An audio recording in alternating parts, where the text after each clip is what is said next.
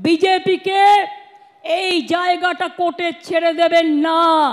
মানুষ কোর্টে গিয়ে যেন বিচার পায় সেই জায়গাটা দেখবেন।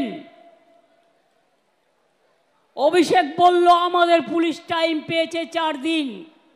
আমি এবার আপনাদের বলি, আমি ঝাড়গ্রামে ছিলাম, আমি 9 তারিখে ফিরছিলাম বিকালের দিকে, আমার কাছে খবর যায় তখন ইতিমধ্যেই পুলিশ কমিশনার থেকে শুরু করে তার পরিবার সকলে পৌঁছে গেছে।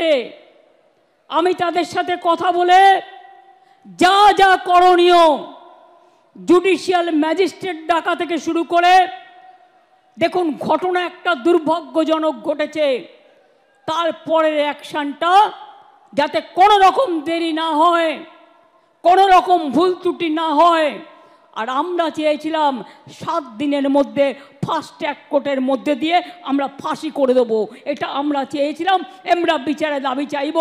আজকে যারা কামদুনি বলেন তাদের বলি, কামদুনি কেসেও আমরা ফাঁসি চেয়েছিলাম। দুজনের যাবজ্জন্ম হয়েছিল হাইকোর্টের রায়ে। অনেক চোর ডাকাতকে এখন ছেড়ে দেওয়া হয়। মনে রাখবেন, এমনকি আমার কাছে প্রায় ফাইল আসে 10 বছর 12 বছর হয়ে গেছে, ওদের ছেড়ে দেওয়া হোক। কেন ছাড়া হবে? যে খুনি তাকে কেন ছাড়া হবে? যে ধর্ষণকারী কেন ছাড়া হবে? যে অত্যাচারী তাকে কেন ছাড়া হবে? কিসের নিয়ম? কিসের নিয়ম?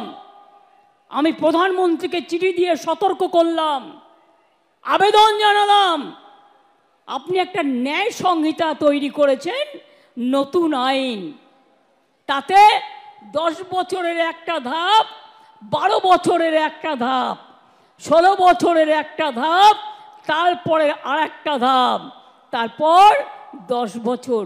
কেন এই ন্যায় সংহিতা করার কি প্রয়োজন ছিল?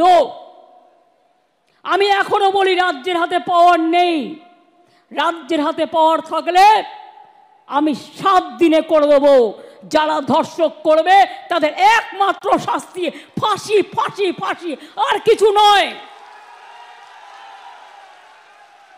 এই একটা কাজ করলে মনে রাখবেন সব ঠান্ডা হয়ে যাবে। যারা দুর্বৃত্ত তারা ঠান্ডা হয়ে যাবে।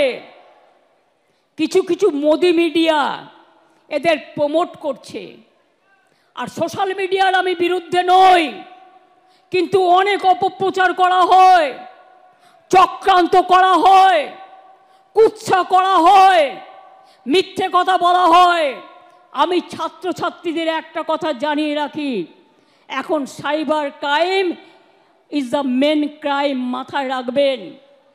আর্টিফিশিয়াল এজেন্সি AI এর নামে কি করেছে জানেন?